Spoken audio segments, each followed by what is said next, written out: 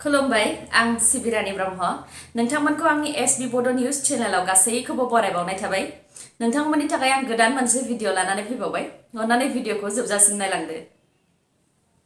रायजोआव गोदान एसओपि ओंखारबाय दिनैनिफ्राय बाहायजागोन बे गोदान एसओपिआ रायजोआव कोविड-19 नि गोसारनाया खम जाबोनायखौ नोजोर होनानै एसओपिखौबो गुरुं खालामनानै होबाय गोदान एसओपिनि बायदिब्ला गासैबो जिल्लायावनो कार्फ्यूनि समा समान जासिगोन कार्फ्यूनि समा मोनाबिलि 6 रिंगानिफ्राय फुंबिलि 5 रिंगासिम थागोन गासैबो जिल्लाफोराव गेलामाल दखान मैगं-थाइगंनि दखान हटेल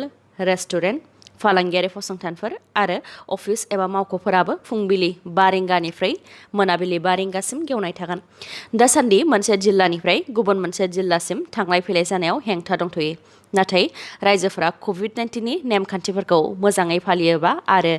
कोविड-19 नि थासारिया मोजाङाव फैबावोब्ला फैगौ 16 आगस्टनिफ्राय मोनसे जिल्लानिफ्राय गुबुन मोनसे जिल्लासिम थांलाय फैलाय जानायखौ बेखेवनानै होगोन आरो कोविड-19 नि नेमखान्थिखौबो गुरुंसिन खालामनानै होबावगोन होननानै फोरमायथिदों सावस्रि बिफाननि मन्थ्रि केशव महन्त बिथाङा नाथाय बबेबा ओनसोलाव जुदि सप्तासेयाव 10 नि बांसिन कोविड-19 पजिटिभ केस ओंखारोब्ला बे ओनसोलखौ कन्टेनमेन्ट जन फोसावनो थाखाय डिस्ट्रिक्ट मेजिस्ट्रेटखौबो बिथोन होदों बेफोरनि अनगायैबो माखासे नेमखान्थिफोरा सिगांनि बायदियैनो थागोन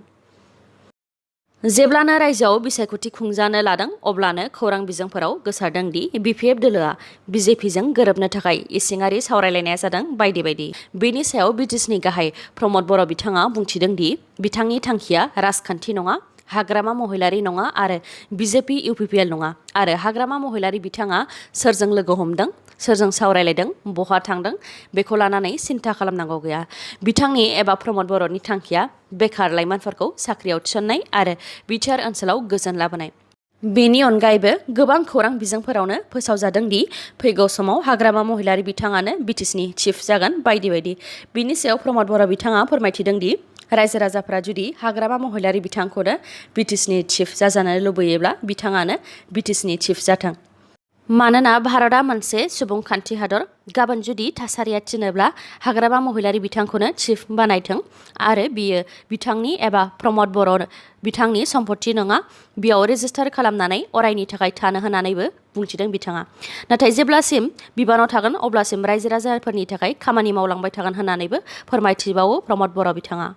बेनि अनगायैबो बिथाङा फोरमायथिबावदों दि 17 बोसोरसिम हाग्रामा महिलारि बिथाङा खामानि मावदोंमोन अब्लाबो क'क्राझाराव गोबां गोरिब न'खर नुनो मोनगोन जेंनाफोर नुनो मोनगोन आरो साख्रि मोननो थाङामोन आरो साख्रि लानो थाखाय लाख लाख रां होनो गोनां जायोमोन फैगौ 12, 13 आरो 14 अक्ट'आव बिथांनि सोरखारा माबायदि साख्रि होगोन नायनो हागोन कम्पिउटाराव बोथोन थुयोब्लानो एपइन्टमेन्टखौ मोननो हागोन होननानैबो फोरमायथिनानै होबावो प्रमद बर' बिथाङा मानोना सोलायनायखौ बिथांमोनहा लुबैदों होननानैबो फोरमायथिबावो मख'नो गोनांदि फैगौ 12, 13 आरो 14 अक्ट'आव टेट पास जानायफोरनो एपइन्टमेन्ट होनाय हाबाफारि दङ बिजेपिनि सिनियर लिडार यामिनी सरगियारी बिथाङा जोबथा हां लाबाय यामिनी सरगियारी बिथाङा बिजेपिनि सिनियर लिडारमोन आरो बाक्सा इउनिट बिजेपिनि भाइस प्रेसिडेन्टमोन नाथाय बिथाङा रड एक्सिडेन्ट जानायजों जोबथा हां लानो गोनां जाबाय रिपर्टनि बायदिब्ला तामुलपुरनि कसुबारियाव सावस्रि बिफाननि मन्थ्रि केशव महन्त बिथाङा मिटिं खालामफैनो गोनांमोन बेनि थाखायनो यामिनी सरगियारी बिथाङा फिसाजो प्रभा सरगियारीखौ लानानै स्कुटिजों थांदोंमोन नाथाय मन्थ्रि केशव महन्तआ गुवाहाटीनिफ्राय हेलिकप्टारजों तामुलपुर फारसे फैबाय थानाय समावनो हेलिकप्टारा टेकनिकेल जेंना नुजाथिनायनि थाखाय गुवाहाटी फारसे गिदिंलांफिनदोंमोन मन्थ्रि केशव महन्त बिथाङा तामुलपुराव फैनाया फेलें जानायलाय यामिनी सरगियारी आरो फिसाजो प्रभा सरगियारी बिथांमोनहाबो स्कुटिजों न' फारसे थांफिनगासिनो दंमोन बेयावनो बिथांमोननि स्कुटिखौ गंसे ट्राकआ सौख्रांलांदों बे जाथाया रङिया तामुलपुर भुटान र'डआव जादों बेबायदि जाथाय जाखांनाय लोगो लोगोनो बिमा आरो फिसाजो सानैखौबो बिजेपिनिनो मावथिफोरा तामुलपुरनि प्राइमारि देहा फाहामसालिसिम लांदोंमोन उनाव मोजां फाहामथायनि थाखाय रङियानि स्वास्ति देहा फाहामसालिसिम लांदोंमोन नाथाय बे देहा फाहामसालियावनो बिथाङा जोबथा हां लाहैदों बिथांनि फिसाजोखौ दा फाहामथाय होनाया जागासिनो दङ होननानै रिपर्टआव मोननाय जादों गुबुन रायजोआव खामानि होगोन होननानै लाइमोनफोरखौ लांनो नाजानायनि दायाव सन्जीब बर'खौ हमदों रिपर्टनि बायदिब्ला बाक्सा जिल्लानि भारत भुटान सिमानि गुबुन गुबुन गामिनिफ्राय सा 14 लाइमोनफोरखौ गुजरातआव खामानि होगोन होननानै सन्जीब बर'आ लांनो नागिरदोंमोन। बे खौरांखौ मोननाय लोगो लोगोनो रङिया एसएसपिफोरा सिमानिफ्रायनो बिथांमोनखौ होसोबोदोंमोन आरो रङिया रेलवे पुलिसनो खौरां हरदोंमोन। बेनि उनाव ट्रेन नेबाय थानाय समावनो सन्जीब बर'खौ रङिया रेलवे पुलिसा हमनो हादों आरो सा 14 लाइमोनफोरखौ रैखा खालामनो हादों। BTCनि गोहोखौ फारि फारियै लांफिननो थाखाय थारैनो आसाम सरकारा सोलो खालामदों नामा आरो BTCआ इयुनाव मा जाहैगोन बेफोर गोबां खोथाफोरखौ लानानै बारग' एबसुनि दैदेनगिरि डक्टर सुबुंसा मुसाहारि बिथांनि खौरांगिरि मेल। बिथाङा दानि BTC आरो सिगांनि BTCखौ रुजुनानै माखासे खोथा फोरमायथिदों। बिथाङा फोरमायथिदों दि सिगांनि समाव BTCआव गावखुंथाय गोहो दंमोन आरो बे बोलोजों खामानिखौ मावलांनो हायोमोन आरो रावबो गुबुना खर'सोनो खाबु मोनामोन। नाथाय दा दिसपुरनि मन्थ्रिफोरा बिटिआरआव फैनानै मेल मिटिं खुंनानै बिटिआरनि थाखाय थांखि लाफैयो होननानैबो फोरमायथिबावदों बिथाङा। बेनि अनगायैबो गावखुंथाय गोहो थानायनि थाखायनो सोरखारनिफ्राय ओंखारनो हुमखि होनानै बड'लेण्ड इउनिभारसिटिखौ सानब्रैनि गेजेरावनो मोननो हादोंमोन होननानैबो फोरमायथिबावो बिथाङा। बेनि अनगायैबो आसाम सरकारा गावसोरनि सिङाव वेलफेयार अफ बड'लेण्ड डिपार्टमेन्ट दानानै बिटिआरनि जौगानायनि खामानिनि थाखाय फैनाय फान्डखौ लानानै गावसोरनो प्रजेक्ट बानायनो खोथा बुंदों आरो बेनि थाखाय दिसपुराव मन्थ्रिबो बानायनाय जादों होननानैबो फोरमायथिबावो बिथाङा। लोगोसे बिटिआर गोरोबथानि बायदिब्ला BTCनि गोहोखौ बांहोनायनिसो खोथा दंमोन, नाथाय गुबैयै दा डिसिफोरनोसो गोहोखौ होनाय जादों। गासैबो खामानिखौ डिसिफोरानो नायोब्ला EMफोरनिया मा खामानि थागोन होननानैबो सोंथि खालामबावो बिथाङा। बेनि अनगायैबो 1993 मायथाइयाव BSc, 2003 मायथाइयाव BTC आरो 2020 मायथाइयाव बिटिआर मोननो हादों। थामथि गोरोबथा जानायजों मोनसे मोजां फिथाइ मोननो हागोन होननानै सानदोंमोन, नाथाय दा खैफोदनि लामा फारसेसो थांनायखौ नुनो मोनदों होननानैबो फोरमायथिबावो बिथाङा। बेनि अनगायैबो BTC सरकारा आसाम सरकारजों ज' थासेयावबो बिटिआरनि गंब्रै जिल्लायाव गरखा समाजनो रैखाथि होनाय आरो बिटिआर गोरोबथानि गेजेरजों गामि दाजाबनाय आरो दानख'नायजोंबो बिटिआरनिफ्राय बांसिन गामिफोरासो दानख'जागोन, जेराव गुवाहाटी हाइकर्टआ 930 गामिफोरखौ दानख'नो बिथोन होखाबाय होननानैबो फोरमायथिबावो बिथाङा। आरो सानजा फारसे लखिमपुर सिमासिम सिमा बांहोनायनि खोथा दंमोन। सानजायाव माइनावस्रि आरो खलंगी गोदान जिल्ला दानायनि खोथा दंमोन, नाथाय माजबाद बारोब्लानो बिटिआर ओनसोलनि सिमा बारायनायखौ जोबनाय बायदि नुहुरो, मानोना माजबादनि साहाथिं फरेस्ट भिलेजफोर दङ जाय बे गामि दाजाबनाय आरो दानख'नायाव फैया होननानैबो फोरमायथिबावो बिथाङा। बेनि अनगायैबो हाग्रा बिफाना BTC सरकारनि सिङाव दंब्लाबो बाला हालाम आरो क्वेरी बेफोरखौ आसाम सरकारा आसामनि माइन्स डिपार्टमेन्टनि सिङाव लानानै थांबाय होननानैबो फोरमायथिबावो बिथाङा। बेफोर गासैखौबो नायोब्ला सिगांनि BTC, दानि BTC आरो इयुननि BTCनि गोहोखौ साननो गोनां जायो होननानैबो बुंथिनायजों लोगोसे गोदोनि समाव बड'फा उपेन्द्रनाथ ब्रह्म, गारला बाथा, सानसुमा खुंगुर बैसोमुतियारि, रबिराम ब्रह्म बिथांमोनहा साख्रि एंगारनानै हारिनि थाखाय सोमावसारनो ओंखारनानै जुजिथाबनाय, जिउ बाउसोमनाय, दुखु दाहा नेवसिनानै मोननाय गावखुंथाय गोहोआ दंना गैला बेनि सायावबो साननो गोनां जादों होननानै फोरमायथिबावो बिथाङा। बेनि अनगायैबो फोरमायथिबावदों दि हारिनि थाखाय सिगांनि समाव माबायदि खामानि जाबोदोंमोन, दा माबायदि जागासिनो आरो इयुनाव मा जागोन बेखौ मोनदांनानै हारिया अलखदाव दं होननानै बुंथिदों बिथाङा।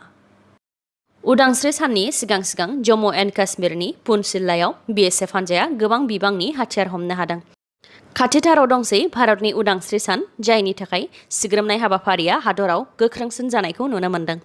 जम्मु एन्ड काश्मीरनि पुन्छ जिल्लानि मेन्डार पुलिस थानानि सिङाव थानाय संगात गामि खाथिनि हाग्रा ओनसोलाव BSF आरो स्पेशियेल अपारेटर्स हान्जाया गोख्रोङै सिग्रोमनाय खामानिखौ मावदोंमोन, जेराव बिथांमोनहा उदखारिफोर थाग्रा मोनसे जायगाखौ संनो मोन्दों आरो बेनिफ्राय गोबां बिबांनि हाथियारफोर हमनो हादों। हमनो मोननाय हाथियारफोरनि मादाव गंनै AK-47 राइफल, बेनि मेगजिनफोर, चाइनायाव बानायनाय गंब्रै पिस्टल आरो बेनि मेगजिनफोर, चाइनायाव बानायनाय थर 4 ग्रेनेड, गंब्रै डिटेनेटर एबा बम बेफ्रुहोग्रा मेसिन आरो बेनि अनगायैबो गोबां हाथियारफोर आरो गुलिफोर हमनो हादों। आसामनि एक्टर बेन्जामिन दैमारि बिथाङा मेलबर्नआव जानो गोनां 12थि Indian film festival of Melbourne 2021 आव बेस्ट एक्टर एबा साबसिन फाव खालामग्रा महरै नमिनेट खालामजाबाय। बिथां बेन्जामिन दैमारिया एसामिस सावथुन जनाकी परवायाव फाव खालामदोंमोन। बे सावथुनाव फाव खालामनायनि थाखायनो बिथांखौ Indian film festival of Melbourne 2021 आव नमिनेट खालामदों। बिथांजों लोगोसे बेस्ट एक्टरनि थाखाय बिश्वजित बराजों डाइरेक्सन खालामजानाय गड अन द बेलकनी सावथुनाव फाव खालामनायनि थाखाय एक्टर हरीश खान्ना बिथांखौबो नमिनेट खालामदों। मख'नो गोनांदि बिथां बेन्जामिन दैमारिया सिगाङावबो नेशनेल फिल्म एवार्ड देरहासारनो हादोंमोन आरो बेनि अनगायैबो जनाकी बर'आ सावथुननि थाखायनो 2021 मायथाइयाव जुरि स्पेशियल एवार्ड आरो 2020 मायथाइयाव एशियान क्वेर फिल्म फेस्टिभेलाव बेस्ट एक्टर एवार्डखौ मोननो हादोंमोन। मख'नो गोनांदि बेन्जामिन दैमारियानो भारतनि मादावनो गिबिसिन अपेन गे एक्टर जाय नेशनेल फिल्म एवार्ड देरहासारनो हादों। Indian film festival of Melbourne 2021 खौ 15 आगस्तनिफ्राय 30 आगस्तनि गेजेराव डिजिटेलि खुंनाय जागोन।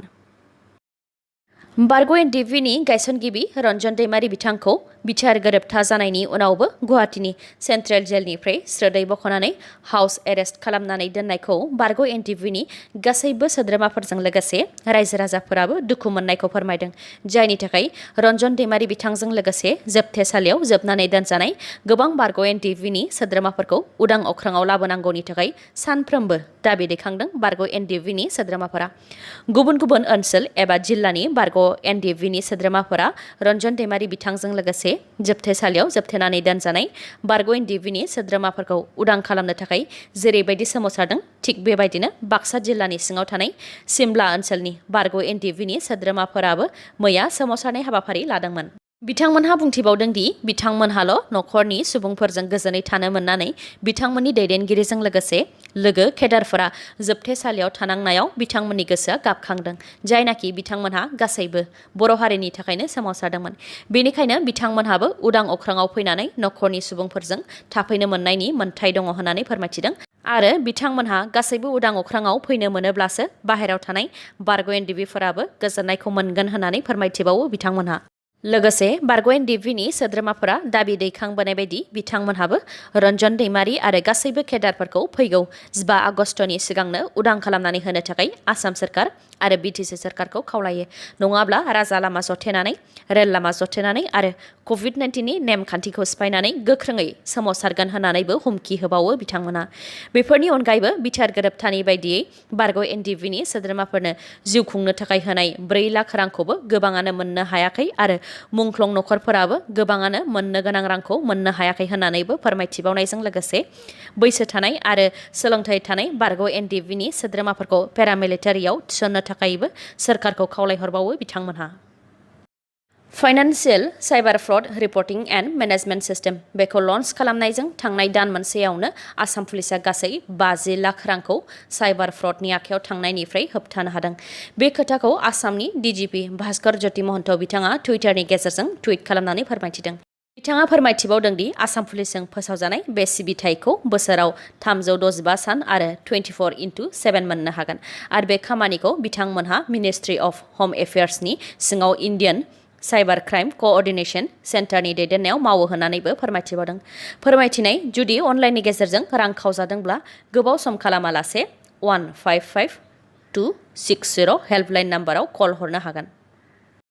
रायजोआव सोरखारा आयेन बेरेखा फेग्रा मुवानि फालांगि खालामनाय जेरै ड्राग्स, जौ फाननाय बायदि बायदिनि हेंथायै गोख्रोङै राहा लानायखौ नुनो मोन्दों। रायजो सोरखारनि बिथोन बायदियैनो गसाइगाव पुलिसनि गोख्रों सिग्रोमनायाव गोबां बिबांनि कफ सिराप हमनो हादों। मोनसे स्रोद खौरांनि सायाव बिथा खालामनानै क'क्राझार जिल्लानि गसाइगाव महकुमानि पुलिस बिफाननि सिङाव थानाय 31 नं राजा लामायाव थानाय चेक पइन्टआव गोख्रोङै गसाइगाव पुलिसआ सिग्रोमदोंमोन। बेयावनो गं 80 बथलाव थानाय कफ सिरापखौ हमनो हादों